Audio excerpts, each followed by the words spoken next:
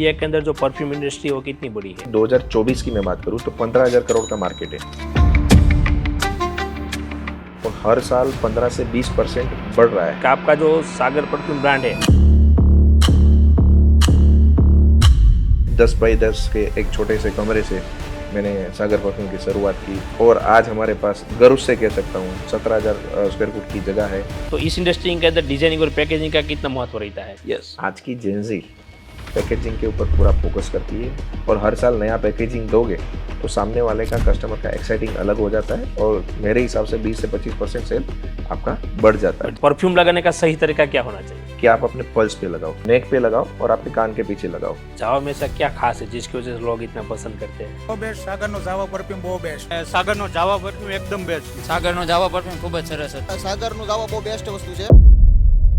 जावा में मेरी 20 साल की मेहनत है साहब। आज की डेट में मैं चैलेंज के साथ बोल देता हूँ कि हमने ट्राई भी किया है, 100 लोगों को लगाया और 100 के 100 लोगों को पसंद आया।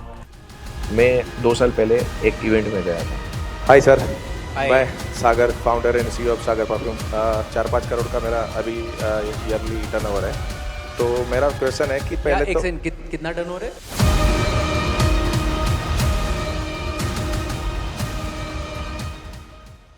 आज हमारे स्टूडियो में उपस्थित है सागर परफ्यूम के फाउंडर सागर बुद्धदेव। इस पॉडकास्ट के अंदर हमने सागर भाई के साथ इंडियन परफ्यूम इंडस्ट्री के बारे में डिटेल में बातचीत की है और बहुत सारे लोग जब परफ्यूम लगाते हैं तब सबसे बड़ी गलतियां कौन सी करते हैं उसके बारे में भी हमने डिटेल में बातचीत की है।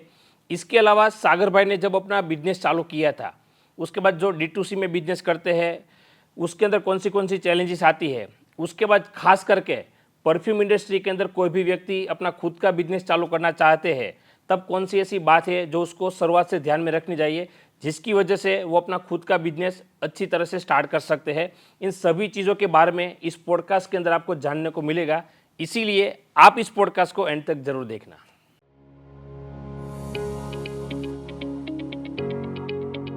सबसे पहले सागर भाई इस पॉडकास्ट के अंदर आपका खूब खूब स्वागत है।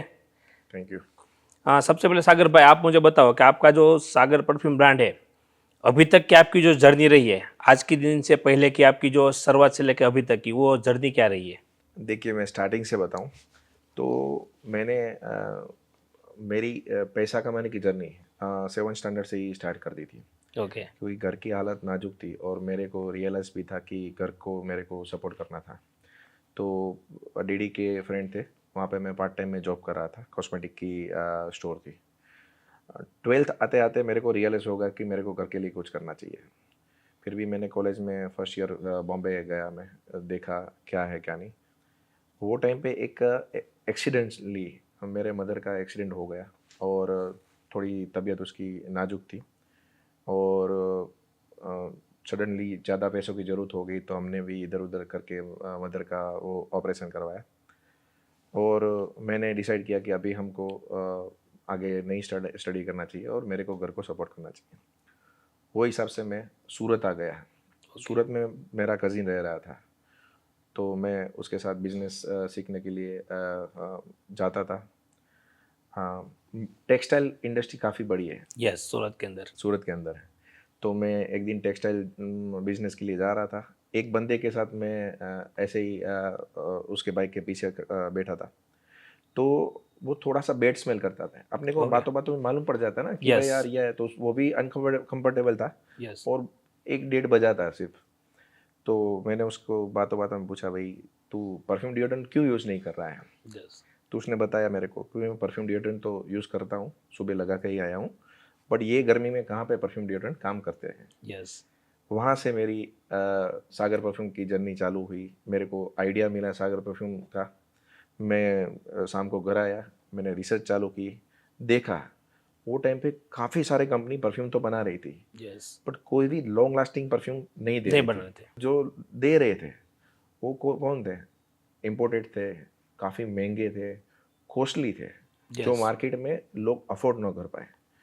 तो फिर मैंने सागर परफ्यूम का एक बीज वहाँ से स्थापना की। 5,000 जैसी पूंजी थी मेरे पास। वो लगा के 10 बाई 10 के एक छोटे से कमरे से मैंने सागर परफ्यूम की शुरुआत की और आज हमारे पास गर्व से कह सकता हूँ 17,000 स्क्वायर फुट की जगह है और एक्सपांसन के लिए हमारे पास 50,000 स्क्वायर फुट एक्सपांड कर सके उतनी लैंड भी हमारे पास परचेस की हुई है। ओके। साथ में बात करूँ तो अभी हम 10 से 12 स्टेट में ऑपरेशन हमारे चालू है सागर परफ्यूम के, और 2 कंट्री में एक्सपोर्ट भी कर रहे हैं साथ में। ओके। और हम रिटेल में सूरत में हमारा स्टोर है, रिसेंटली हमने राजकोट में भी स्टोर ओपन किया, और हम कई जगह आने वाले सालों में स्टोर ओपन करने जा रहे हैं। यस। सागर परफ्यूम का मेन गोल ये है कि लोगों को एक रीजनेबल रेट में, कंफर्टेबल, अच्छी प्राइस में एक लग्जरियस एक्सपीरियंस देना है Yes. परफ्यूम में। यही हमारा मेन गोल है, और हम आने वाले साल में हर घर तक पहुंचना चाहते हैं। इसके लिए ही हम आपके पास ब्रॉडकास्ट में आए हैं। यस, बहुत बढ़िया। और आपका जो परफ्यूम है वो भी बहुत, क्वालिटी भी बहुत बढ़िया है।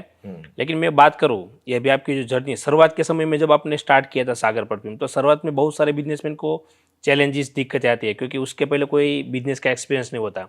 और बोलते हैं ना, बिजनेस के अंदर तो जो प्रैक्टिकली स्टार्ट करते हो तब आपको ओरिजिनल एक्सपीरियंस मिलता है। तो शुरुआत की जर्नी में आपको ऐसा लगा था अब हम कैसे धंधा एक्सपांड करेंगे या कस्टमर को हम कैसे कन्वर्ट करेंगे, वो सब शुरुआत में आपका माइंडसेट कैसा था? देखो, मैं सभी आपके दर्शकों को कहना चाहता हूँ, कभी भी आप कहीं पे भी आगे जाओगे, अगर अंधेरा रहेगा तो आपकी गाड़ी में जैसे लाइट होगी, जितना दिखेगा उतना आगे चले जाओ। Yes. मैंने मेरी बिजनेस की जर्नी में यही सीखा है। आज तक मैंने जैसे स्टार्टिंग में चैलेंज अलग हो गए, आज चैलेंज अलग होंगे। हर एक चैलेंज को सॉर्ट आउट करते जाओ, अच्छी तरीके से, ईमानदारी से, आप शिद्दत से अपने बिजनेस करोगे, जरूर से आप सक्सेस पाओगे। दूसरी चीज़, परफ्यूम के बारे में लोगों को बहुत सारी बातें, चलो अच्छा सा परफ्यूम तो ले लेते हैं, लेकिन बहुत सारे लोगों को पता नहीं होता है कि एक्चुअल में परफ्यूम कैसे लगाना चाहिए। तो आपके हिसाब से मैं जानना चाहता हूँ आपके पास से कि परफ्यूम लगाने का सही तरीका क्या होना चाहिए? देखो, परफ्यूम लगाने का बेस्ट तरीका है कि आप अपने पल्स पे लगाओ। सबसे पहले आप पल्स पे लगाओ, फिर आप अपनी गर्दन पे लगाओ, और आपके जो नाक नेक आपके के पीछे। हाँ, नेक पे लगाओ, और आपके कान के पीछे लगाओ। ये सबसे बेस्ट तरीका है परफ्यूम और डिओड्रेंट लगाने का। बट आप जो लगा रहे हो उसको रगड़ो मत। ओके। ज़्यादातर कस्टमर ये मिस्टेक करते हैं, जिससे आपकी परफ्यूम की क्वालिटी भी मार खाती है, और आपको जो परफ्यूम चाहिए वो चेंज हो जाता है, क्योंकि आप Yes. रगड़ोगे तो आपका पसीना पसीना मतलब हो मिक्स जाता हो है। जाएगा। यस। तो अगर फ्रेशनेस और अच्छी परफ्यूम चाहते हो, लॉन्जेविटी, तो आप अपने पल्स पे लगाओ, अपने नेक पे लगाओ, और कान के पीछे लगाओ। ओके। और मेन जहाँ पे आपके पसीने की स्मेल आती है, तो डिओड्रेंट खास लगाओ। आज की डेट में लोग डिओड्रेंट, हमारे गुजरात में तो काफ़ी लोग नहीं लगा रहे। मैं स्टोर पे कभी कभी बैठता हूँ तो पूछता हूँ कि डिओड्रेंट लगाओ, तो लोग बोलते हैं नहीं नहीं, हम डिओड्रेंट यूज़ नहीं करते। उसके लिए ही हमने एक स्पेशल अभियान के लिए हमारा एक मोस्ट सेलिंग प्रोडक्ट है जावा करके, उसमें हमने डिओड्रेंट फ्री रखा है, क्योंकि डिओड्रेंट काफ़ी आपको हेल्पफुल मिलेगा। जहाँ पे Okay. आपको पसीना हो वहाँ पे आपको डिओड्रेंट मारोगे, फिर परफ्यूम मारोगे, तो आपकी लॉन्जेविटी भी बढ़ेगी और आपको फ्रेशनेस भी मिलेगी। सबसे इम्पोर्टेंट चीज़, आपका कॉन्फिडेंस बूस्ट होगा। लेकिन आपने अभी दोनों साथ में बोला है, परफ्यूम और डिओड्रेंट दोनों, तो दोनों की मान लो अलग अलग स्मेल, जैसे कि अभी आप साथ में दे रहे हो, तो आपने जो भी स्मेल वगैरह डिजाइन किया है तो आपने दोनों के अकॉर्डिंग मैच किया होगा। लेकिन कोई दूसरी कंपनी का कोई डिओड्रेंट यूज़ करते हैं और दूसरी कंपनी का कोई परफ्यूम लगाते हैं, तो स्मेल का मतलब कुछ वेरिएंट होने का चांसेस नहीं होता? नहीं, कुछ नहीं होगा, कोई भी लगाओ। इससे लेयरिंग मेथड बोलते हैं। अगर आप 2 परफ्यूम लगाओगे ना साथ में, या परफ्यूम और डिओड्रेंट अलग अलग लगाओ, तो लेयरिंग हो जाएगा, आपका तीसरा परफ्यूम बन जाएगा। परफ्यूम मतलब कलर जैसा है, आप ग्रीन कलर में थोड़ा सा क्रीम डालोगे तो मेहंदी हो जाएगा, यस। तो वैसा ही परफ्यूम का है, तीसरा Yes. परफ्यूम बन जाएगा, आपका अलग आइडेंटिटी बन जाएगा। उसमें कोई डरने की बात नहीं, बट लगाना जरूरी है, डिओड्रेंट और परफ्यूम दोनों। ओके, तो आपको बेस्ट रिजल्ट आता है, स्मेल भी अच्छा अच्छा आता है। रिजल्ट मिलता है। मेरे को काफ़ी कस्टमर कंप्लेन करते हैं, सब मेरे को लास्टिंग नहीं मिल रही है, मेरे को जो रिजल्ट चाहिए वो नहीं मिल रहा है, कोई भी कंपनी का यूज़ कर रहा हूँ तो नहीं मिल रहा है, तो उसका कोई रास्ता बताओ। तो मैं उसको बताता हूँ कि पहले आपके पसीने पे काम करो, दूसरा आप जो एनवायरनमेंट में रह रहे हो वो भी काफ़ी इफ़ेक्टिव होता है। यस। जैसे आप कोई गर्म एरिया में रह रहे हो या मार्केट में रह रहे हो, तो आपको धूप लगेगी, तो आपको वहाँ पे जो लास्टिंग मिलेगी वो कम होगी। Yes. डिपेंड्स नहीं, आप ऑफिस में बैठे होगे या आप स्टूडियो में बैठे हो, आप यहाँ पे लगाओ, कोई सा भी परफ्यूम मारोगे, तो Yes. आपको जो लॉन्जिविटी है वो 20% यहाँ पे प्लस हो जाएगी जो मार्केट से। तो Okay. उतना फ़र्क आपको कस्टमर को भी समझना जरूरी है। ओके। और आजकल इंडिया की मैं बात करूँ तो इंडिया के अंदर जो परफ्यूम इंडस्ट्री है वो कितनी बड़ी है?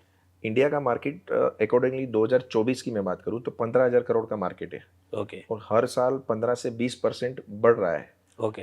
और मैं प्राउडली बोलना चाहता हूँ, सागर परफ्यूम जैसी अच्छी कंपनी का काफ़ी बड़ा रोल है इंडिया में।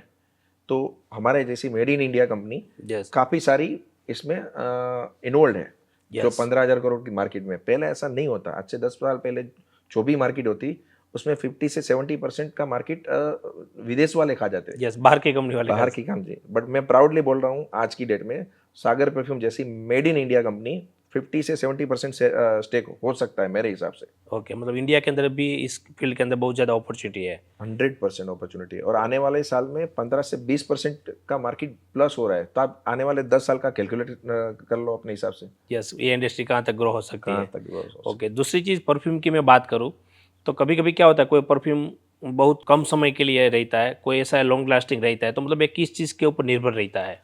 देखो उसमें परफ्यूम जब कस्टमर लेने जाता है ना, तो मैं सारे कस्टमर को बता देता हूँ कि बॉक्स के ऊपर सब लिखा हुआ है ये। यस। उसमें 3 चीज़ मेन इंपॉर्टेंट है। एक आपने देखा होगा, यूडी कोलोन लिखा होगा। यूडी कोलोन टिकता है 2 से 4 घंटे तक। फिर आता है यूडी टॉयलेट आता है, वो टिकता है 4 से लेके 8 से 10 घंटे तक पकड़ लो। और फिर आता है यूडी परफॉर्मा, वो आता है सबसे लॉन्ग लास्टिंग, वो टिकता है 12 से 15 घंटे तक। साथ में अच्छी कंपनी उसमें फिक्सेचर भी डालते हैं, जिससे उसका लास्टिंग और बूस्ट हो जाता है। ओके। और मेन चीज़ जो इसकी होती है, ऑयल की क्वालिटी। अगर आपने ऑयल की क्वालिटी अच्छी ली तो 110% आपके कस्टमर को लास्टिंग मिलेगा। मिलेगा। लेकिन अभी जैसे आपने बोला कि भाई 8 से 10 घंटा भी चलता है, 4 से 6 घंटे वाला भी रहता है। लेकिन कस्टमर जब कोई भी जनरली ऐसा बहुत सारे लोगों का सवाल होता है कि भाई हम परचेस करते हैं, तब उसको जो भी स्टोर से परचेस करते हैं उसको बोलते हैं कि आपके पूरे दिन रहेगा, स्मेल अच्छा रहेगा, लॉन्ग टाइम रहेगा। लेकिन नॉर्मली यूज़ करते हैं, जैसे आपने बोला बाहर के वातावरण में जाते हैं तो उसको कम मिलता है, लेकिन ऑफिस में भी बैठते हैं, लेकिन जो 10 आवर्स का टाइम होता है वो तब तक उसकी जो स्मेल है वो नहीं रहती है। तो मतलब उसका रीज़न क्या हो सकता है? मतलब या तो उसकी क्वालिटी अच्छी नहीं है, या तो उसका लगाने का तरीका, या तो उसको ठीक तरह से नहीं लगाते, मतलब क्या रीज़न हो सकता है? देखो काफ़ी सारे इसमें फैक्टर काम करते हैं। देखो सबसे पहले तो आप परफ्यूम जो ले रहे हो, मैंने बताया बॉक्स के ऊपर लिखा हुआ है, आप यूडी परफ्यूम ही लो मेरे हिसाब से, अगर अच्छी लॉन्ग लास्टिंग परफ्यूम चाहिए तो। दूसरा, आप कंपनी बैकग्राउंड चेक करके लो, अच्छी लॉन्ग लास्टिंग कंपनी बनाने वाली होगी तो आपको अच्छा लॉन्ग लास्टिंग परफ्यूम दे सकती है। और थर्ड, लगाने का तरीका है, एनवायरनमेंट के हिसाब से आपको परफ्यूम लगाना चाहिए। अगर आप सर्दियों में हो, ठंडे एटमॉस्फियर हो, तो आप कोई भी परफ्यूम ले लोगे आपको लास्टिंग मिल जाएगा। बट अगर आप गर्मी में हो तो आपको थोड़ा सा स्ट्रॉन्ग परफ्यूम लेना चाहिए, लाइट परफ्यूम से आपको अवॉइड करना चाहिए, तो आपको अच्छी लास्टिंग 110% मिल सकती ओके। है। ऐसी कोई एक गलती बताओ जो 90% लोग जब परफ्यूम लगाते हैं तब करते हैं। 90% नहीं, बट 99% लोग एक ही गलती करते हैं, जो परफ्यूम तो लगाते हैं बट फिर रगड़ते हैं। तो मेरे हिसाब से रगड़ना नहीं चाहिए। परफ्यूम लगाने के बाद उसको थोड़ा सा टाइम देना चाहिए, तो वो लॉन्ग लास्टिंग करेगा। दूसरा, आपको परफ्यूम लगाने से पहले डिओड्रेंट ज़रूर से लगाना चाहिए। और तीसरा, आपके बॉडी के हिसाब से आपको परफ्यूम खरीदना चाहिए, तो ही आपको लॉन्ग लास्टिंग मिल सकती है। और जैसे भी आपने बोला कि परफ्यूम लेते समय आपको यूडी वगैरह चेक करना चाहिए, तो मतलब वो क्या होता है? परफ्यूम के बॉक्स के ऊपर नाम लिखा होता है, यूडी कॉलन एक नाम है, फिर यूडी टॉयलेट है, और यूडी परफॉर्मा। ये तीनों नाम परफ्यूम के ऊपर लिखा हुआ होता है, उसके हिसाब से उसकी लास्टिंग है। ओके, तो मतलब वो स्पेसिफिक उसके अंदर पर्टिकुलर ऐसा कोई मटेरियल वगैरह यूज़ किया होता है, या उसका कोई टाइप वगैरह होता ये है? ऑयल की क्वालिटी बताता है आपको। जैसे ओके। आप यूडी टॉयलेट लिखा होगा तो उसके अंदर उसकी मात्रा होगी 10 से 15%। यूडी कोलन होगा तो उसमें 2 से 5% होगा। और यूडी परफॉर्मा लिखा होगा तो 15 से लेके 25% तक उसमें ऑयल आता है, तो जिससे उसकी लास्टिंग और बढ़ जाती है। ओके। और आजकल मार्केट के अंदर क्या होता है कि बड़ी बड़ी कंपनी के कॉपी करके भी लोग परफ्यूम वगैरह सेल करते हैं, तो क्या वो भी सेम परफ्यूम जैसे स्मेल करते हैं जो बड़ी कंपनी वाले का कॉपी किया हुआ होता है? देखो कॉपी कैट का कोई लंबा फ्यूचर नहीं है। एक बार वो लोग कॉपी कैट माल मंगवा भी लेते, वो नाम से दे भी देते हैं, काफ़ी सारी अच्छी अच्छी ब्रांड की कॉपी करते हैं। हमारी भी काफ़ी सारी मार्केट में कॉपियाँ बिक रही है, बट कस्टमर को आज की डेट में ओरिजिनल चाहिए, जेन्यून चाहिए। आप ही लेने जाओगे तो आप दुकानदार को क्या बोलोगे, ब्रांडेड देना, यस, अच्छी चीज़ अच्छा वाला देना। देना। हाँ, तो कॉपी का ज़माना आने वाले साल में मेरे हिसाब से नहीं रहेगा। भले ही अभी इंडिया में थोड़ा बहुत मार्केट होगा कॉपी कैट का, बट वो लंबा नहीं टिक पाएगा। ओके। एक होता है अत्तर और दूसरा सेंट होता है, तो इन दोनों में मेजरली क्या फ़र्क होता है? देखो, अत्तर होता है उसमें प्योर ऑयल होता है, और सेंट आता है उसमें ऑयल, अल्कोहल और पानी 3 चीज़ से मिक्स होता है। ज़्यादातर लोग पहले अत्तर ही यूज़ करते थे, बट अत्तर लगाने में दिक्कत आती है। अत्तर में थोड़ा से ऑयल आते हैं तो आपको लगाओगे, फिर कपड़ों में लगाओगे तो चिपकता भी है, बट लास्टिंग अत्तर की सबसे ज़्यादा मिलती है। फिर उसका नया वर्जन आया, लोग ने परफ्यूम लगाना चालू किया, इजी टू यूज़ है, लगाना भी इजी है। बट आजकल की जेंजी परफ्यूम और अत्तर मेरे हिसाब से दोनों यूज़ करते हैं, और मेरे हिसाब से दोनों लगाना ज़रूरी भी है, जिसको जो पसंद आए। ओके। दूसरी चीज़, मार्केट में सस्ते परफ्यूम भी मिलते हैं और महंगे भी परफ्यूम मिलते हैं, तो मतलब जो ब्रांडिंग वाला भी परफ्यूम होता है, हाई रेंज वाला होता है, तो इन दोनों में मेजरली क्या फ़र्क होता है? हाँ, जो मैंने पहले ही बताया आपको, जो मेजर डिफरेंट होता है वो ऑयल का होता है। अगर कोई कंपनी में का ऑयल आप लोगे तो 20,000 रुपये किलो भी मिल सकता है, और वही कंपनी का मतलब कि 2,000 रुपये में भी ऑयल मिल सकता है। तो कंपनी अपना ऑयल के ऊपर कितना इन्वेस्ट करता है, कितना डिज़ाइनिंग के ऊपर इन्वेस्ट करेगा, उसके ऊपर पूरा फोकस रहता है। और परफ्यूम में 3 चीज़ होती है। सबसे पहला होता है उसका ऑयल। ऑयल के साथ अगर परफ्यूम बना भी लिया है तो उसमें पार्ट पड़ते हैं कि उसका ब्लास्ट कितना करता है, उसका लास्ट कितना करता है, और स्मेल कितना अच्छा है। यस। कस्टमर को अगर स्मेल पसंद आ जाता है, पर अगर वो लास्टिंग नहीं करेगा या ब्लास्ट नहीं करेगा, तो कस्टमर आपको अवॉइड करेगा, नेक्स्ट टाइम वो परचेस नहीं करेगा। तो अच्छी कंपनी ये तीनों चीज़ की ध्यान रखती है, और लोकल कंपनी सिर्फ कस्टमर को पसंद आ गया वही ध्यान रखती है। ओके, मतलब डिटेल में इतना फोकस नहीं हाँ, करते। इतना डिटेल में फोकस ओके। और दूसरी चीज़, ये परफ्यूम इंडस्ट्री वो क्या है कि लोग एक अपनी मनपसंद से एक शौक होता है अलग अलग परफ्यूम यूज़ करने का, मतलब एक क्या है कि भाई लोगों को एक अच्छा लगने के लिए लोग मतलब स्मेल करने के लिए लगाते हैं, तो मतलब लोग ज़्यादा उस पे ऊपर देखते हैं। तो ये उसके अंदर मैं बात करूँ डिज़ाइनिंग की, पैकेजिंग की, तो इस इंडस्ट्री के अंदर डिज़ाइनिंग और पैकेजिंग का कितना महत्व रहता है? पैकेजिंग का बहुत बड़ा इम्पोर्टेंट हो गया है, और आने वाले साल में भी पैकेजिंग का इम्पोर्टेंट बढ़ेगा। यस। आज की जेंजी पैकेजिंग के ऊपर पूरा फोकस करती है, और अच्छा पैकेजिंग यूज़ करने के लिए एक्साइटिंग में है। Yes. अगर आपने नया पैकेजिंग बना रहे हो और हर साल वही बोरिंग पैकेजिंग दोगे तो आपका सेल देखो, और हर साल नया पैकेजिंग दोगे तो सामने वाले का कस्टमर का एक्साइटिंग अलग हो जाता है, और मेरे हिसाब से 20 से 25% सेल आपका बढ़ जाता बढ़ है। जाता है। ओके। दूसरी चीज़ होती है कि मेन और वुमेन का, बहुत सारी ऐसी ब्रांड है सिर्फ मेन के लिए प्रोडक्ट बनाती है, बहुत सारी ऐसी भी ब्रांड है सिर्फ वुमेन के लिए बनाती है, और बहुत सारी है यूनिसेक्स के लिए प्रोडक्ट बनाती है। तो मेजरली मेन और वुमेन का जो प्रोडक्ट होता है उसमें मेन डिफरेंस क्या होता है? मोस्ट ऑफली वुमन इंडिया में लाइट परफ्यूम पसंद करती है। ऐसा वर्ल्ड में नहीं है, वर्ल्ड में वुमन अपनी चॉइस के हिसाब से परफ्यूम लेती है, वो डार्क भी यूज़ करती है, थोड़ा सा हार्डनेस वाला परफ्यूम भी यूज़ करती है। बट इंडिया में ज़्यादातर गर्ल्स होती है, वो मेरे हिसाब से लाइट और फ्लावरी बेस, थोड़ा सा फ्रूटी बेस परफ्यूम पसंद करती है। और मेन वाला है उसको थोड़ा लॉन्ग लास्टिंग परफ्यूम पसंद करती है, थोड़ा सा वुडी नोट पसंद करते हैं, ये मेन का है।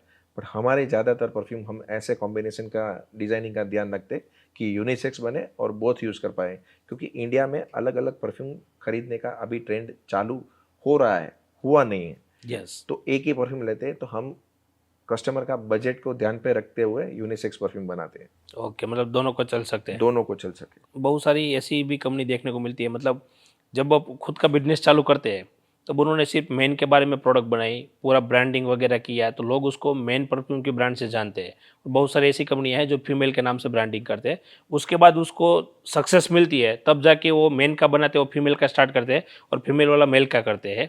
तो उसके बाद उसका जो दूसरा मतलब मेल वाला है वो फीमेल स्टार्ट करते हैं, तो फीमेल की प्रोडक्ट उसकी बहुत ज़्यादा चलती नहीं है, क्योंकि लोगों के माइंड में परसेप्शन बन चुका है कि भाई ये तो मेल की ब्रांड है।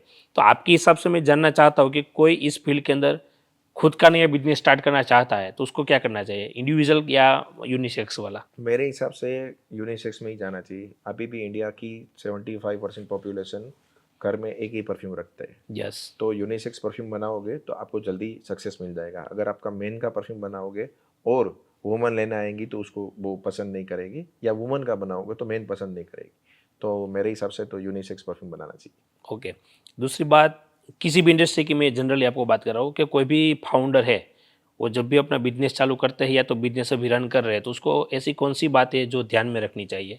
मैंने जो मेरे जीवन में बिजनेस में सीखी है, सबसे पहले कस्टमर का एक्सपीरियंस। आप जितना कस्टमर का एक्सपीरियंस बेस्ट करोगे, उतना आपको बिजनेस में सक्सेस मिलने का चांस और बढ़ जाएगा। यस दूसरा होगा कमिटमेंट।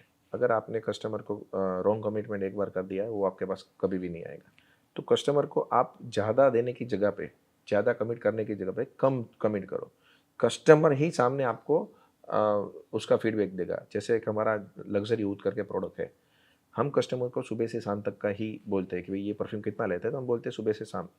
आप हमारा वो परफ्यूम यूज़ करके देख लेना, या हमारा वो परफ्यूम का कमेंट देख लेना।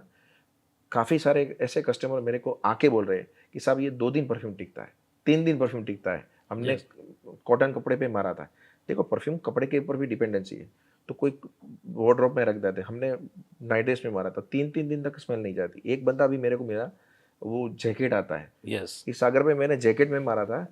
जनवरी फरवरी में मैं घूमने गया था, अभी मई महीने में जैकेट निकाला मैंने, तो वापस उसमें स्मेल आ रही है। हाँ 3 महीने के बाद स्मेल आ रही है। यस तो डिपेंडेंसी, आप कस्टमर को कभी भी ओवर वैल्यू कमिटमेंट मत करो। कम वैल्यू करोगे, ओवर वैल्यू मिलेगा, कस्टमर आपके पास हैप्पीली आएगा। ओके, मतलब जो प्रॉमिस करते हो वो डिलीवर करना जरूरी है। डिलीवर करना जरूरी। ओके, दूसरी चीज़ है कि बहुत सारे कस्टमर का आपने बोला कि भाई अलग अलग प्रकार के फीडबैक आते हैं, तो बिजनेस के अंदर फीडबैक कितना ज़रूरी है, और आपने आपकी जर्नी के अंदर बहुत सारे कस्टमर का फीडबैक आपने देखा होगा, रीड किया होगा, उसमें से आपने अपने बिजनेस के अंदर कुछ इम्प्रूव किया, ऐसा कुछ है? देखो, कस्टमर का फीडबैक लेना तो बहुत ज़रूरी है, और मैं अभी भी, मेरे पास आज की डेट में 100 से ऊपर टीम है। अभी भी मैं कस्टमर के साथ खुद इंटरेक्ट करता हूँ, खुद बातचीत करता हूँ। और मैं रिसेंटली मैंने एक रील भी डाली थी। एक हमारा मोरबी वाला कस्टमर था, वो ऑनलाइन से परफ्यूम ले रहा था, और स्पेशली फ़ोन करके हमारे स्टोर पे आया कि साहब हमें मेरे को परफ्यूम लेना है। उसने मेरे को बताया, मैं 20 साल से परफ्यूम यूज़ नहीं कर रहा हूँ, क्योंकि उसको सर दर्द, हेडेक की तकलीफ थी। बट उसने हमारा जावा परफ्यूम यूज़ किया, और आज सेटिस्फैक्टली हमारा यूज़ भी कर रहा है, सेटिस्फेक्शन भी है। और उसने मेरे को रील भी बना के दी कि साहब ये मेरा कस्टमर रिव्यू है, आप किसी को भी बोलो। और वो अभी भी मेरे को फ़ोन कर रहा है कि साहब आपकी रील देख के मेरे को कम से कम 400-500 लोग ने फ़ोन किया होगा यस कि भाई ये सही है ना। तो Yes. मैंने उसको बोला कि नहीं, ये सही है, एकदम रियल व्यू दिया है मैंने। यस और कस्टमर कभी कभी क्या भावुक हो जाते हैं आपके पास। यस बोला साहब मैं परफ्यूम यूज़ ही नहीं कर पा रहा था, क्योंकि मेरे को हेडेक की इतनी बीमारी थी, मतलब लगाऊं तो छींक आने लगती जाती है, सर पे हेडेक हो जाता है। तो आज वो इतना प्राउडली हमारी, मतलब फैमिली में जुड़ गया है। मैं भी अभी राजकोट गया तो मैंने उसको फ़ोन मारा, तो बोला साहब आप अगर कल रुकने वाले हैं तो मैं मिल के जाता हूँ, या आप मेरे पास आओ मिलने के लिए। मैंने बोला नेक्स्ट टाइम जरूर आऊँगा, बट मैं ये तरफ आया था, आपको उससे बातचीत करना मेरे को उचित लगा, और टाइम भी था, तो मैंने फ़ोन उसको लगा दिया था। तो कस्टमर आपसे हैप्पी होना जरूरी है मेरे हिसाब से। यस दूसरी चीज़, अभी आपने रील्स के बारे में बताया, और मैंने भी आपका सोशल मीडिया चेक किया था, बहुत सारी ऐसी रील्स है जो बहुत सारी वायरल भी हो चुकी है। तो आज के समय में किसी भी बिजनेसमैन कोई भी प्रोडक्ट इंडस्ट्री में है या सर्विस इंडस्ट्री के अंदर जुड़ा है, तो उसके बिजनेस में सोशल मीडिया का कितना इंपॉर्टेंट रहता है, और एक एज अ फाउंडर या एज अ बिजनेसमैन को सोशल मीडिया पे खुद की प्रेजेंस ही बढ़ाने कितनी ज़रूरी है? आज की डेट में सोशल मीडिया काफ़ी इंपॉर्टेंट रोल है। आप देखते होंगे काफ़ी लोग ज़्यादातर टाइम सोशल मीडिया में बिताते ही है। यस और आपकी एक ये ब्रांड प्रेजेंट करने का सबसे आसान तरीका है। पहले के ज़माने में टीवी एड चलती थी, लोग को टीवी पे एड देना पड़ता था, बजट में भी बहुत बड़ा था। सोशल मीडिया का एकदम इजी प्लेटफॉर्म हो गया। आप अपनी बात रखो, लोगों पसंद करेंगे, तो आपको लाइक्स भी आएगी, शेयर भी करेंगे, और वायरल भी होगे। वरना आपकी एक ब्रांड की अवेयरनेस तो मिलेगी। 110%। सोशल मीडिया पे आप, मैं कोई फाउंडर को ऐसा नहीं बोल रहा हूँ, सोशल मीडिया को बिजनेस की तरीके से मत देखो, बट सोशल मीडिया को आप एज ए ब्रांड प्रेजेंट देखोगे, तो आपको फ्यूचर में ज़रूर से फ़ायदा मिलेगा। उसके बाद जब आप नई कोई भी प्रोडक्ट लॉन्च करते हो, आपने बहुत सारी प्रोडक्ट अभी तक डेवलप की है, तो जब भी आप नई कोई भी प्रोडक्ट लॉन्च करते हो, तब सबसे पहले आप क्या देखते हो भाई इस प्रोडक्ट मार्केट में चलेगी नहीं चलेगी, वो किस तरफ से आप R&D वगैरह करते हो? मेरा प्रोडक्ट को देखने का नज़रिया अभी चेंज हो गया है। पहले भी अलग था, जब मेरे पास टीम नहीं थी तब मैं खुद प्रोडक्ट बनाता था, मार्केट में जाता था, देखता था, वही हिसाब से बनाता। अभी मेरा प्रोडक्ट में टीम बन गई है, टीम प्रोडक्ट बनाती है, डिज़ाइनिंग करती है, सब चेक करती है, उसके बाद ही मेरे पास आता है। बट मेरा अभी करने का एक ही तरीका है, वो प्रोडक्ट के मैं 5 पीस मेरे कस्टमर को ज़रूर से रेंडमली देता हूँ, उससे फीडबैक लेता हूँ, फिर मैं लॉन्च करता हूँ। ये आज की डेट में मेरा सबसे मेन जो बोलते हैं ना फोकस हो रहता है यस, टेस्टिंग का, ये सबसे मेन है। मैं रेंडमली 5 कस्टमर को दूंगा, कुरियर करूंगा या स्टोर से दे दूंगा, उसका जो फीडबैक आएगा उसके बाद ही मैं लॉन्च करूंगा। ओके, मतलब पहले चेक करते हो Yes. ये मार्केट में चलेगा नहीं चलेगा, कस्टमर का रिव्यू जानते उसका हो। रिव्यू लूंगा ही लूंगा, भले ही वो पॉजिटिवली दे नेगेटिवली दे, क्योंकि कस्टमर को ज़्यादा आपके बिजनेस में आइडिया नहीं है, पर वो कभी कभी इतना आपको इजीली समझा देगा ना कि आपको उसको समझने के लिए 5-10 साल चला जाएगा। यस, जैसे अभी रिसेंटली बात करूँ, लास्ट वीक ने हमने हमारा एक जावा पॉजिटिव वाइब करके उसका दूसरा कलर आ रहा है। ओके, जो वाइट हमारा काफ़ी लास्ट ईयर चला था, तो उसके कलर बना रहे थे, तो उसमें हमने थोड़ा सा अलग यूज़ करा है। उसमें गोल्ड फॉइलिंग थी, तो हमने रोज़ गोल्ड फॉइल बनाई, उसका बॉक्स भी थोड़ा सा पिंकिश था। तो मैंने वो सीट आई मेरे पास और रखी हुई थी, तो वो मैं दिखाने के लिए स्टोर पे ले आया। तो आप जैसे ही एक कस्टमर आया, परफ्यूम लिया और हम टीम से डिस्कस कर रहे थे, तो मैंने उस कस्टमर, मेरा वही आदत है कि कस्टमर को सीधा पूछ ले, तो साहब आपको क्या कौन सा अच्छा लग रहा है। तो कस्टमर को 3 सीट दिखाई, मैंने बोला साहब कौन सा है, क्योंकि रॉ मटेरियल था तो हम Yes. उसको सीट ही बोलते हैं, बॉक्स का जो Yes. था। तो उसने बोला साहब तीनों अच्छे हैं, यस, पर कस्टमर इतना दूर था जितना कैमरा दूर है। पर कस्टमर बोल रहा है कि जैसे मेरे को रोज़ गोल्ड पसंद था, तो मैंने बोला साहब ये कैसा रहेगा, तो बोला प्रोडक्ट तो अच्छा है बट दिख नहीं रहा है यहाँ से। ओके, आप समझ रहे हो ना Yes. कितना बड़ा फीडबैक है। वो मैं मार्केट में डालता, प्रिंटिंग हो जाने के बाद तो कुछ नहीं होता, मार्केट में बिकता, फिर 3-4-6 महीने के बाद मेरे को वो रिपोर्ट मिलता, वो उसने तुरंत दे दिया, यहाँ से इतना दूर था। बोला साहब प्रोडक्ट बहुत अच्छा दिख रहा है, पर ये दिख नहीं रहा, ये वाला दिख रहा है गोल्ड वाला। यस, आप समझे ना? Yes, समझ तो गया। मेरा उसने कम से कम 4-5 लाख रुपए का फायदा करवा दिया। यस, कि वो बॉक्स बनता 5 लाख रुपए का था, बॉक्स इन्वेस्टमेंट हो जाता, मार्केट में जाता, बोलते कि साहब नाम नहीं दिख रहा है, नहीं मतलब विजिबिलिटी अच्छी नहीं है, यस, तो मेरे को चेंज करना पड़ता है। तो Yes. कस्टमर से आपको डायरेक्ट कांटेक्ट करना बहुत ही आज की डेट में जरूरी है। ओके। दूसरा जो आपका भी बिजनेस है D2C की मैं बात करूँ, तो D2C में जब भी कोई भी बिजनेस करते हैं तो सबसे पहले क्या ध्यान रखना चाहिए D2C मार्केट में? आजकल मेरे पास काफ़ी सारे लोग आ रहे हैं D2C में बिजनेस करने के लिए, और मैं काफ़ी सारे फाउंडर को मिला भी हूँ। सबसे मेन जो गलती है ना D2C वाले की, कि सबको लग रहा है कि प्रोडक्ट बना लिया और बिक जाएगा। D2C में वो ओवर स्पेंडिंग कर देते हैं, अपनी कैपेसिटी से ज़्यादा वो फेसबुक एड में पैसा डाल देते हैं, फिर उसको लगता है कि कल ROI बैठ जाएगा, परसों ROI बैठ जाएगा, पर कभी ऐसे आपको ROI नहीं मिलेगा, कभी आपको इतना ऐसे बिजनेस नहीं मिलेगा। फेसबुक और गूगल प्रोफेशनल कंपनी है, उसमें जितना भी पैसा डालोगे उतना ही आपको सामने रिटर्न मिलेगा। अगर आपको D2C में अच्छा ब्रांड बनाना है, तो पहले आप अपनी प्रोडक्ट पे काम करो, सेकंड आप कस्टमर के साथ बातचीत करो, जितनी भी प्रोडक्ट बेचो उसको रेंडमली, मेरा आज भी महीने में 2 दिन ऐसे है कि मेरे कस्टमर्स के साथ बातचीत जरूर से करता हूँ कि सर Customer आपको के मेरा साथ? प्रोडक्ट मिला कि नहीं मिला। और तीसरा अपनी ब्रांडिंग पे काम करो। ओके, D2C में रोज़ ऐड करके आप कितना भी ऐड कर लोगे, आपकी ब्रांड नहीं बनेगी। आप ब्रांड के ऊपर काम करोगे, ऑटोमेटिकली आपका बिजनेस बढ़ जाएगा। ओके।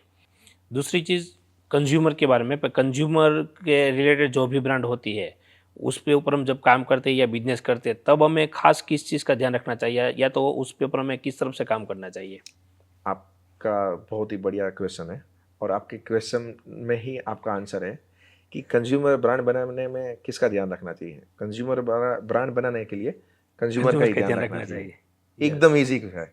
यस, क्योंकि कंज्यूमर क्या चाहता है वो क्या सब हम चाहता जान है? लेते हैं तो ऑटोमेटिक हमारा ब्रांड बन बस। जाता है।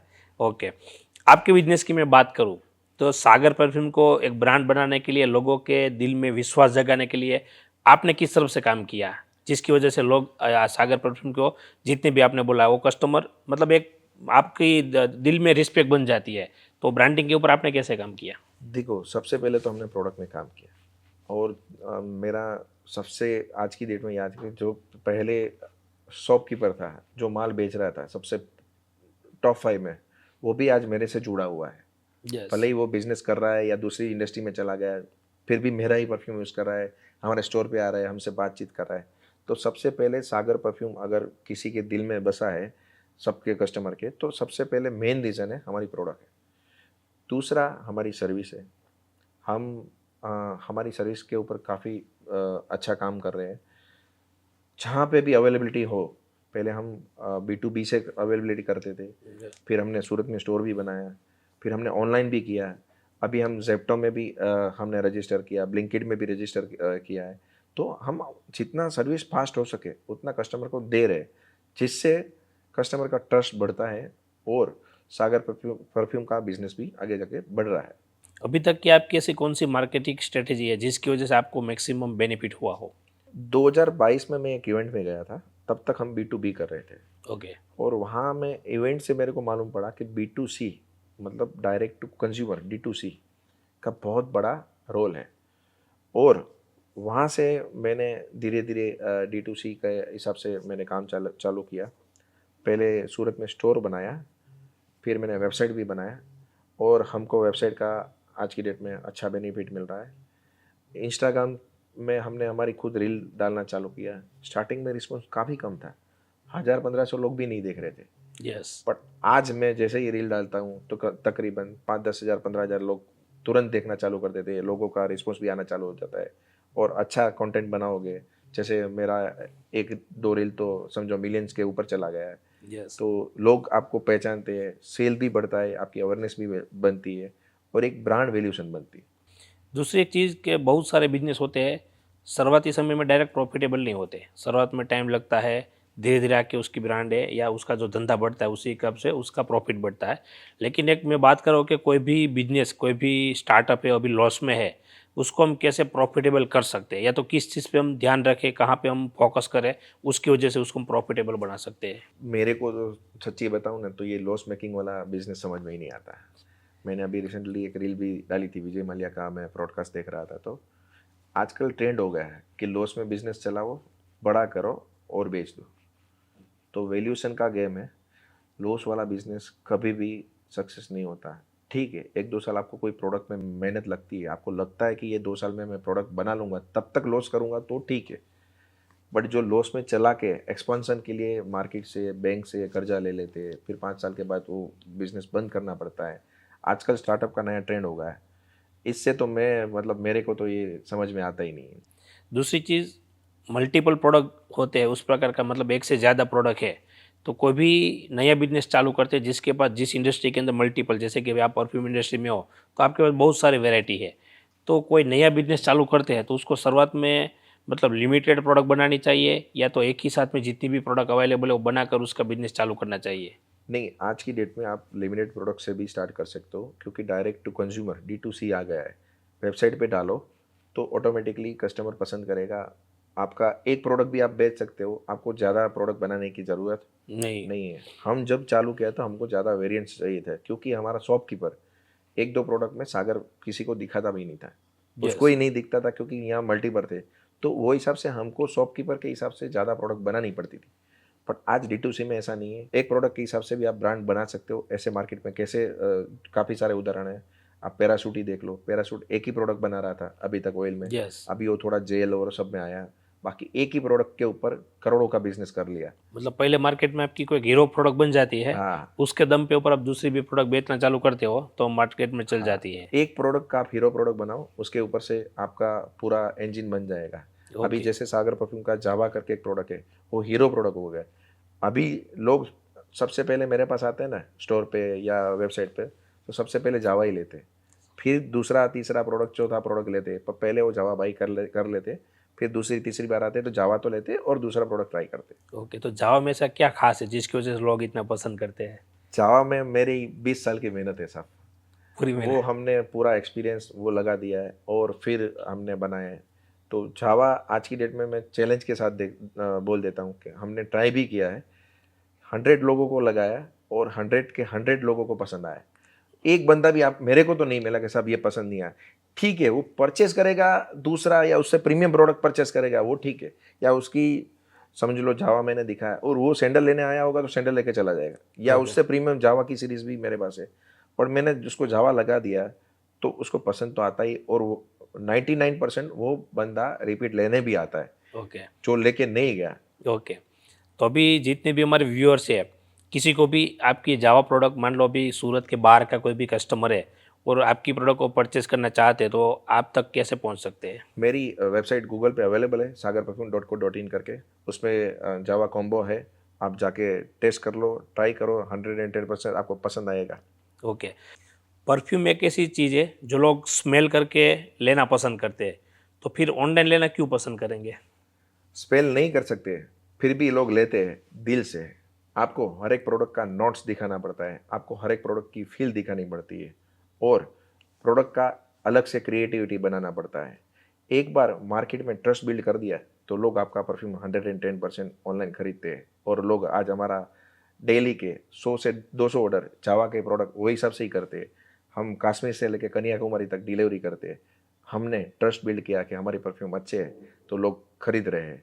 जब मतलब स्मेल नहीं किया फिर भी खरीदना उसको ऑर्डर मिलता है आपको। Yes yes. और एक बात कि भाई जारा जैसी जो स्ट्रेटेजी है वो D2C में काम करती है? जारा की स्ट्रेटेजी बहुत ही फायदेमंद है। जारा क्या करता है आज की डेट में, इंटरनेशनल कोई भी ब्रांड बनाता है ना, जैसे गुच्ची हो गया, एलवी होगा, उसका कॉपी करके रिजनेबल रेट में प्रोडक्ट प्रोवाइड करता है और हर एक कंपनी को जारा की स्ट्रेटेजी को फॉलो करना चाहिए। सागर परफ्यूम भी यही करता है। इंटरनेशनल कोई भी 50,000 रुपये वाला परफ्यूम होगा, हम ट्राई करते हैं मैक्सिमम 1500 से 2000 में देने का। वो हिसाब से ही लोग हम पे ट्रस्ट करते हैं और हमारा परफ्यूम बार बार खरीदते हैं क्योंकि उसको लग्जरी भी मिल गई और अफोर्डेबल प्राइस में। ओके। दूसरी चीज़ कि D2C इंडस्ट्री के अंदर कोई बिजनेस करते हैं तो उसके लिए फिजिकल स्टोर होना ज़रूरी है या विदाउट स्टोर भी कर सकते हैं?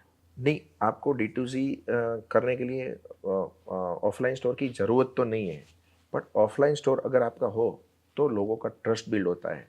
कभी लोग वहाँ पे आके स्मेल भी कर सकते और उससे आपको एक ब्रांडिंग में काफ़ी अच्छा इफेक्ट हो सकता है। बाकी ज़रूरी नहीं है हर एक सिटी में आप D2C जहाँ पे आप बेच सकते हो वहाँ पे स्टोर नहीं खोल सकते हो। ओके। हम D2C ऑल ओवर इंडिया करते हैं, पर हमने अभी गुजरात में स्टोर खोलना चालू किया है। हमारा पहला स्टोर सूरत में था और दूसरा स्टोर राजकोट में है। आने वाले सालों में हम गुजरात के बाहर भी जा रहे हैं और गुजरात में भी अहमदाबाद, बड़ौदा में हम स्टोर देख रहे हैं। ओके। और आप अभी खुद का मैन्युफैक्चरिंग करते हो, आपकी खुद की प्रोडक्ट है वो आप खुद बनाते हो, तो मेरा सवाल ये है कि भाई मैन्युफैक्चरिंग करते समय आपको कौन सी चीज़ का ध्यान रखना चाहिए जब भी आप इस इंडस्ट्री के अंदर काम करते हो तब? देखो, मैन्युफैक्चरिंग एक बहुत ही सब्जेक्टिव मैटर हो गया। मैन्युफैक्चरिंग आज की यंगस्टर को बहुत बोर लगता है और Yes. मैंने रेडीमेड प्रोडक्ट सबको चाहिए। हाँ, आज की यूथ को क्या लगता है, प्रोडक्ट बना लो कहीं से, सीधा ब्रांडिंग करो, मार्केटिंग करो और बेच दो। बट मैन्युफैक्चरिंग का नॉलेज होना काफ़ी ज़रूरी है आपकी ब्रांड के लिए, आपकी प्रोडक्ट के लिए, क्योंकि ज़्यादातर बिजनेस फेल होता है मैन्युफैक्चरिंग को समझते नहीं है। सीधा प्रोडक्ट उठा लेते हैं, मार्केट में बेच देते हैं, फिर नहीं बिकता तो अपनी स्ट्रेटेजी चेंज करते लेते हैं, बट प्रोडक्ट के सामने कोई ध्यान नहीं देता। यस। अगर अच्छी प्रोडक्ट बनानी है तो मैन्युफैक्चरिंग में टाइम बिताओ। मैन्युफैक्चरिंग में जितना टाइम बिताओगे आपकी क्वालिटी अच्छी बनेगी और आपका सेल इम्प्रूवमेंट आएगा 110% आएगा। मैं लिख के दे सकता हूँ आपको। यस, इसलिए मैन्युफैक्चरिंग के ऊपर काम करना बहुत ज़रूरी है। 110% काम करना जरूरी है। मैं मेरा 30 दिन में से कम 10-12 दिन मैन्युफैक्चरिंग में गुजारता हूँ आज की डेट में भी। ओके, मतलब ऐसा नहीं है कि भाई प्रोडक्ट सक्सेसफुल हो गया, बिक रहा है, फिर भी अब वहाँ पे फोकस मत करो। नहीं, उसके काफ़ी सारे पार्ट हो गए ना मैन्युफैक्चरिंग में। क्वालिटी चेक करना होगा, एक बार आपने प्रोडक्शन फाइनल कर दिया तो ऐसा नहीं कि बंदे लोग वही काम करते रहेंगे। उसकी क्वालिटी टेस्ट करना होता है, उसका फील देना होता है, उसको थोड़ा सा इम्प्रूव करना पड़ता है। तो जब आप मैन्युफैक्चरिंग में टाइम बिताओगे ना तो ही आपको वो आइडिया आएगा। अक्सर कोई भी फाउंडर है वो सबसे बड़ी गलतियाँ कहाँ पे करता है? प्रोडक्ट से पहले ईगो बना लेता है और वहाँ पे उसका गेम ओवर हो जाता है। सबसे पहले आपको प्रोडक्ट बनानी चाहिए, उसका नॉलेज लेना चाहिए, मार्केट में आपको खुद को प्रोडक्ट लेके जाना चाहिए। और सबसे मैं ज़रूरी बात बता रहा हूँ सब फाउंडर को, और मैंने ये मेरे जीवन में अप्लाई की है। फाउंडर को हर एक चीज़ सीखनी चाहिए, हर एक डिपार्टमेंट में टाइम गुजारना चाहिए। आज की डेट में मेरे को सागर परफ्यूम का ऑल ओवर काम मेरे को आता है, फीलिंग से लेके सेलिंग तक। जैसे फीलिंग हो गया, परफ्यूम को फील करना, उसको फीलिंग बोलते हैं। Okay. और सेलिंग मतलब जो बेचना है बेचना है। वो सारा काम मेरे को आता है। मैं परफ्यूम भर भी सकता हूँ, परफ्यूम बेच भी सकता हूँ, अकाउंट भी देख सकता हूँ, लेबर को भी मैनेज कर सकता हूँ, सेल्स वालों के साथ भी टाइम बिता सकता हूँ, D2C में भी टाइम बिता सकता हूँ। तो ऑल ओवर फाउंडर को टाइम बिताना चाहिए, सारा काम सीखना चाहिए, तो ही उसकी कंपनी चलेगी। एक काम से कभी भी कंपनी नहीं चलती। ओके। दूसरी चीज़, D2C से पहले क्या मार्केट प्लेस के ऊपर फोकस करना चाहिए?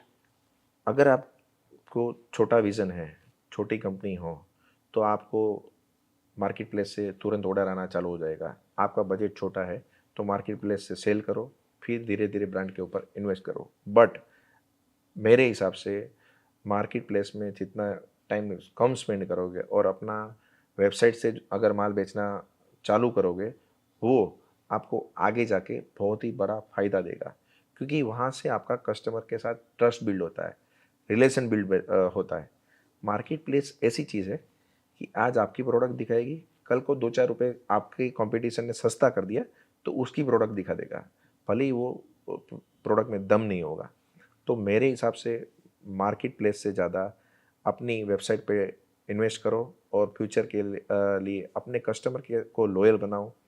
कस्टमर के साथ आप फ्रेंडली रिलेशन रखो, कस्टमर को कस्टमर मत समझो, आप उसको फैन बनाओ, तो ही आपका आगे जाके प्रोडक्ट ब्रांड में कन्वर्ट हो सकता है।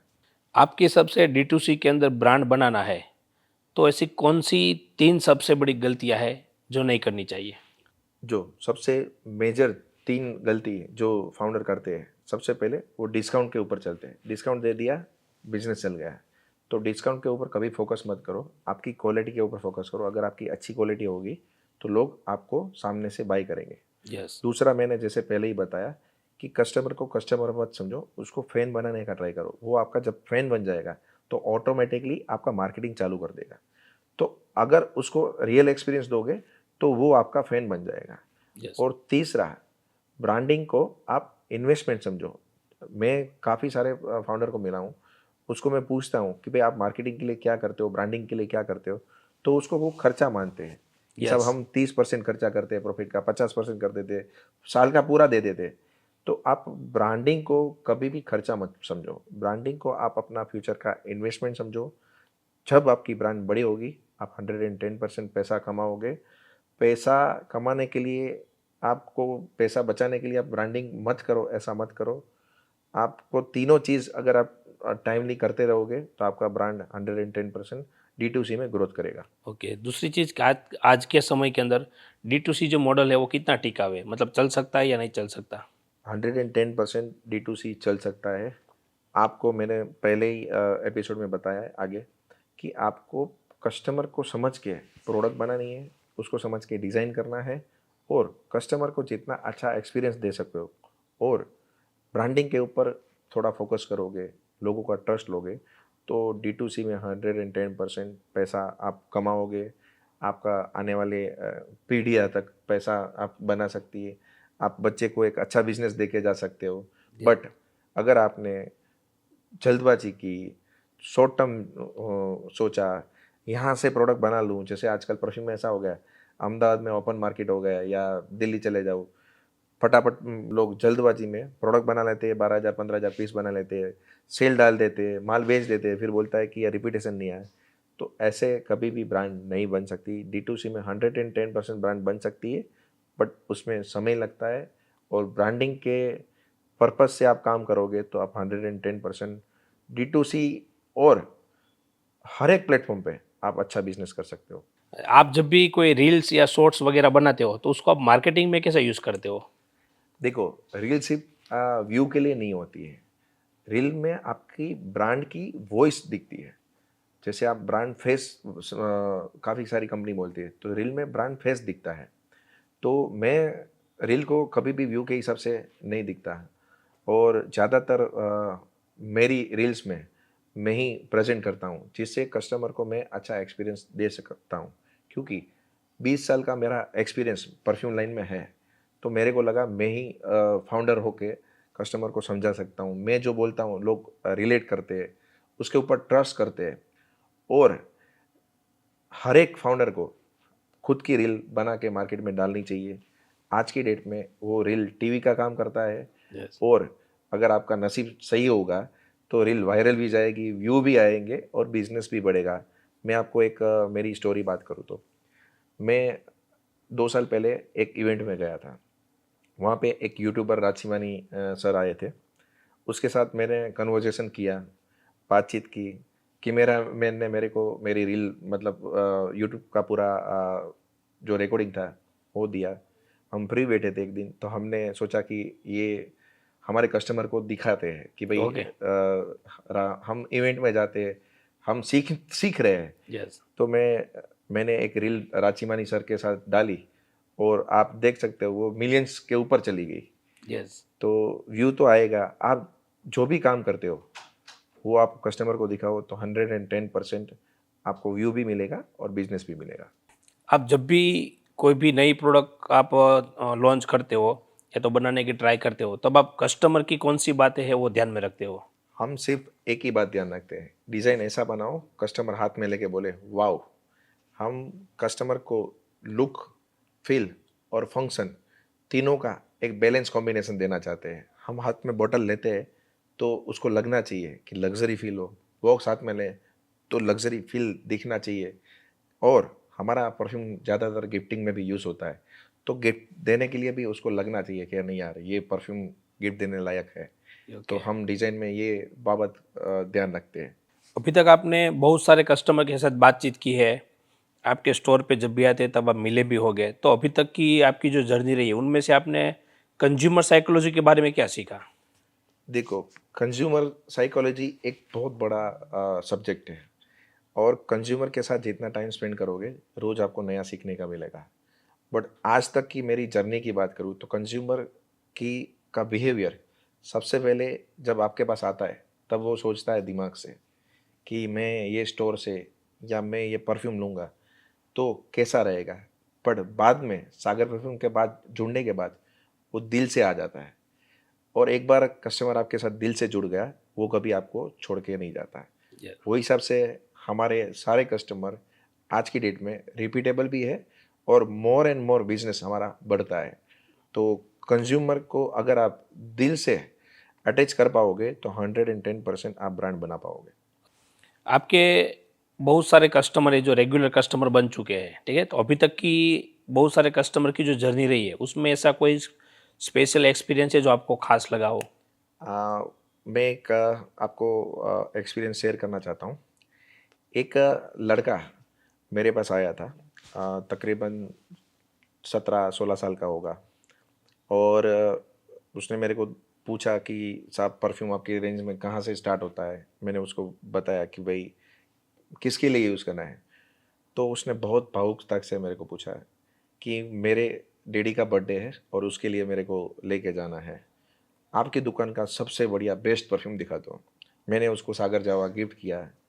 आज की डेट में मेरा वो रॉयल कस्टमर है, उसके डैडी के साथ भी मेरे पास आता है कभी कभी और बातचीत करता है कि थैंक यू आपने मेरे डैडी के लिए अच्छा परफ्यूम बनाया है। और आज की डेट में उसके डैडी भी ये रेगुलर यूज़ करते हैं और मेरे को बोलते हैं ये मेरा सिग्नेचर परफ्यूम हो गया।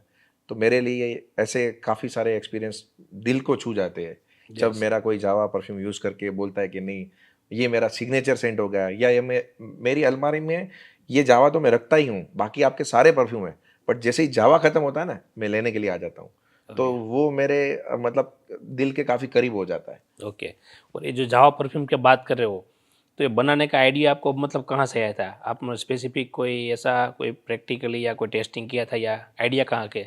हाँ देखो, मैं परफ्यूम में काफ़ी लंबे समय से हूँ, 20 साल से हूँ और मैं बाहर के काफ़ी सारे परफ्यूम देखता था। मैं बाहर दुबई जाके भी आया।